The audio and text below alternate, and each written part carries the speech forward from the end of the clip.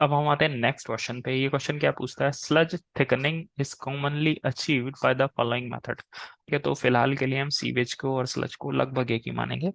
तो sludge thickening किस तरह से ऑब्टेन की जाती है, मैंने इससे पहली वीडियो में बताया था स्लज थिकनिंग क्या होती है, यहाँ पे भी मैं थोड़ा डिस्कस करूंगा। तो इसने बताया क्या ऑप्शन दिए हैं, ग्रेविटी थिकनिंग, मतलब कि जो गुरुत्वाकर्षण बल है उसकी हेल्प से हम उसे थिक करते हैं। दूसरा है एयर फ्लोटेशन, वायु प्लवनशीलता, मतलब किसी तरीके से हवा की हेल्प से हम उसको थिक करते हैं, मतलब उसमें से वाटर बाहर निकाल देते हैं ताकि उसमें सॉलिड बचे। तीसरा है सेंट्रीफ्यूगेशन, जिसे बोलते हैं हम अपकेंद्रित बल बोलते हैं शायद इसे। तो इनमें से कौन सा मेथड सही है, तो इन तीनों को हम ब्रीफली डिस्कस करेंगे, देखेंगे ताकि आपको याद रहे। तो सबसे पहले हम देखते हैं स्लज थिकनिंग क्या चीज है। ये क्या है, to remove the water from the sludge to reduce its volume. Sewage treatment plant में जो स्लज का ट्रीटमेंट हो रहा है या सीवेज का जो ट्रीटमेंट हो रहा है, ये फॉर एग्जांपल ये आपका सीवेज है, इसमें से आपने वाटर कम निकाल दिया, तो ये जो आपका मडी मटेरियल रहा इसको आप स्लज कह सकते हैं। इसमें से भी अगर आप और पानी निकालना चाह रहे हैं तो इसको क्या कहेंगे, this is basically sludge thickening. Thickening कैसे, वाटर का रिमूवल सीवेज में से उसे स्लज बनाने के लिए क्या कहा जाता है, स्लज थिकनिंग कहा जाता है। अब स्लज थिकनिंग किस तरह से की जाती है, सबसे पहला आता है ग्रेविटी थिकनर।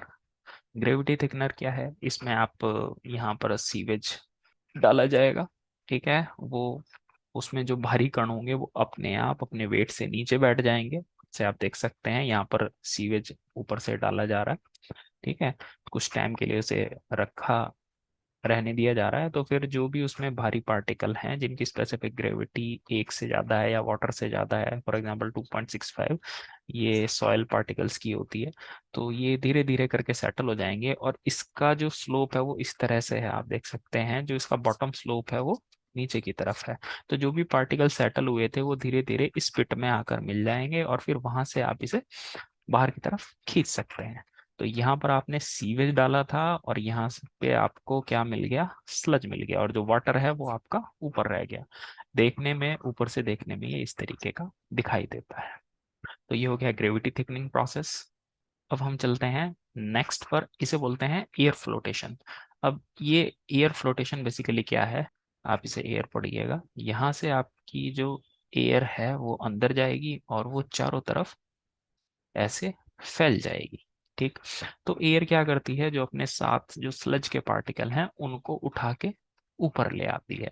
और यहाँ पर आप ऊपर अगर आप देखेंगे तो इस तरीके से स्लज एयर बबल्स के साथ, यहाँ पर आपको एयर बबल्स भी दिख रहे होंगे, इस एयर बबल के साथ स्लज जो है ऊपर आ जाता है और फिर एक रोटेटर ऊपर इस तरह से घूमता रहता है और वो इस चीज को इकट्ठा करता रहता है, और यहाँ से आप इसे थिक एंड स्लज को बाहर निकाल लेते हैं। तो ये भी एक नई टेक्निक है, इंजीनियर कितना दिमाग लगाते हैं कि भैया ऐसे नहीं तो ऐसे करो, ऐसे नहीं तो ऐसे करो, ठीक। चलो हम चलते हैं आगे।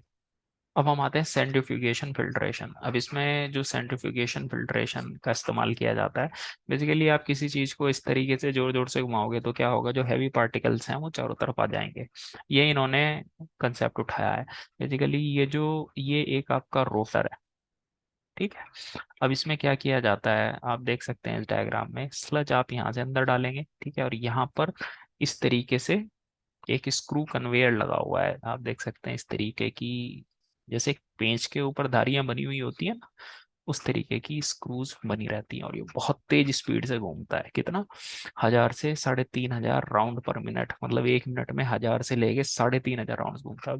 अब सीवेज को ही अपने साथ ऐसे ऐसे तेज घुमाएगा, तो सीवेज में जो भारी कण है वो कहाँ पर आ जाएंगे, बाउंड्री पे आ जाएंगे, और ये जो बाउंड्री पे जो कण आए वो आप बाहर की तरफ एक्सट्रैक्ट कर लोगे, ठीक है। तो ये एक महंगा मेथड भी होगा क्योंकि आपने इसमें एक इंस्ट्रूमेंट लगा रखा है, उसे तेज भी घुमा रहे हो, तो ऑब्वियसली थोड़ा महंगा होना चाहिए, ठीक है। तो ये कौन सा मेथड हो गया, सेंट्रीफ्यूगेशन फिल्ट्रेशन, आपको याद रखना है सेंट्रीफ्यूगेशन से भी आप स्लज की थिकनिंग की है। तो हमारे क्वेश्चन का क्या आंसर हो गया, हमारे क्वेश्चन का आंसर हो गया डी, 1 2 एंड 3।